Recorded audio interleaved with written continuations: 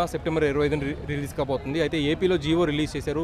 Benefit show 1000 రూపాయలు పెట్టారు. ఇది ఎంతవరకు స్వాగతించదగ్గ విషయం అన్న? మళ్ళీ పుష్పకు 1200 పెడితే చూడలేదన్న. ఇప్పుడు 2000 కోట్లు రికార్డ్ అని చెప్పి సంకలు కుదుకుంటున్నారు. మరి ఆ డిప్యూటీ సీఎం జనం కోసం ఆ డబ్బు తీసుకుని జనాలకే కదా పెడతాడు.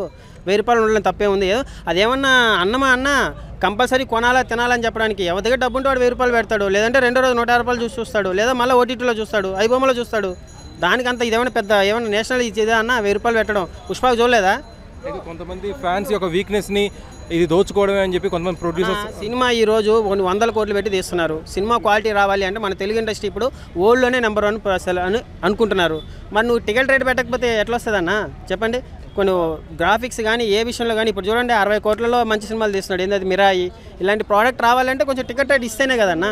దోచుకోవడమే సొమ్ము చేసుకోవడం అని చెప్పి కొంతమంది అంటున్నారు. అన్న ఫ్యాన్స్ వీక్నెస్ ఏం లేదు. మాకు ఆ 1000 రూపాయలు పెద్ద విషయం ఏం కాదు. సరేనా? ఒక షర్ట్ ప్యాంట్ కూడా రావట్లేదు 1000 రూపాయలు. సరేనా? ఇంకొన్ని రోజులు అయితే కోటర్కే పెడుతున్నారు. 2000 కోట్లు 3000 కోట్లు అని చెప్పేసి సిగ్నేచర్ బిల్డర్స్ పై అయినప్పుడు 1000 రూపాయలు అభిమాన హీరోకి ఖర్చు పెట్టడంలో పెద్ద తప్పేం లేదన్న. ఎవరు చూడమంటున్నాడు 1000 రూపాయలు పెట్టి చెప్పండి?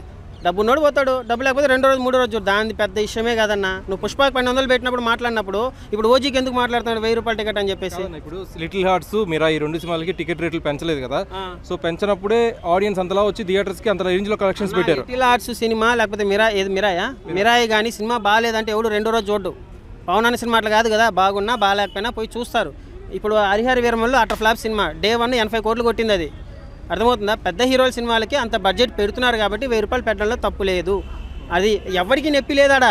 1000 రూపాయలు పెట్టినా 1200 పెట్టినా సరేనా, ఎవడు ఏం ఫీల్ అయిపోవట్లేదు. ఫీల్ అయ్యేదంతా ఎవరో తెలుసా? మీడియా వాళ్ళే ఫీల్ అవుతున్నారు. 1000 రూపాయలు పెట్టేశారు 2000 పెట్టేసి చెప్పేసి ఏదో పవన్ అన్నకి ఏదో అన్యాయం జరిగిపోయింది, పాలిటిక్స్ అంతా అన్యాయం చేస్తాను అంటున్నారు. కానీ ఎవడు అందరికీ హ్యాపీగా ఉంది. నాకు 1000 రూపాయలు ఖర్చు పెట్టాలి, నాకు తప్పలేదు. మా అన్న 5-6 సంవత్సరాల తర్వాత వస్తున్నాడు స్క్రీన్ మీదకి. ఆ ఓజీ మీద ప్రాణం పెట్టుకొని కూర్చున్నాం. 1000 రూపాయలు కాదు 1,00,000 రూపాయలు పెట్టి ఆస్తి అమ్మేసి చూడమన్నా కూడా చూస్తాం మేము. బొక్క బాయ్కాట్ లేదు, లవడాల కాటు లేదు. ఎవడాడు అనేది బాయ్కాటు? అంత సీన్లే. సీట్లు చినిగిపోతాయి. ఇప్పటివరకు ఉన్న రికార్డులన్నీ ఎగిరిపోతాయి. సంధ్య స్క్రీన్ జరిగింది, ఆడెవడో చనిపోయాడు అంటారు కదా. ఓజీకి చూడండి కింద ఇన్సూరెన్స్లు చేసి పెట్టుకోవాలి. సీట్ల కింద రాడ్లు పెట్టుకొని కూర్చోవాలి. ఆడ హరిహర వీరమలకి చాలా విమర్శలు ఎదుర్కొన్నారు పవన్ కళ్యాణ్. హరిహర వీరమలు పోతుందని మాకు ఎప్పుడో తెలుసన్నా. ఆ సినిమా పోతుందని ఎవడు అడిగినా చెప్తాడు పవన్ అన్న ఫ్యాన్స్. ఎవడు బ్యానర్లు గట్లే కట్అవుట్ గట్లే. ఓజీతో మాట్లాడదాం.